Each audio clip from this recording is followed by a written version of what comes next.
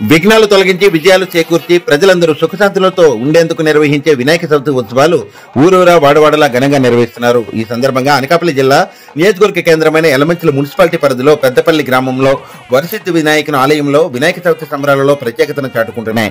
ఈ సందర్భంగా లక్ష గరిక పూజ మహోత్సవం ఘనంగా నిర్వహించారు. ఆదివారం జరిగిన పూజా మహోత్సవ కార్యక్రమానికి యలమంచిలి నియోజకవర్గ MLA Sundarapu Vijay Kumar, RK Omni ఆసుపత్రుల అధినేత అభిరెడ్డి ముఖ్య అతిథులుగా పాల్గొన్నారు. ఈ సందర్భంగా సిద్ధియూత్ ఆధ్వర్యంలో ఘనంగా వారికి స్వాగతం పలకడంతో పాటు ఆలయంలో లక్ష గరిక పూజ మహోత్సవ కార్యక్రమంలో పాల్గొని ప్రత్యేక పూజలు నిర్వహించారు.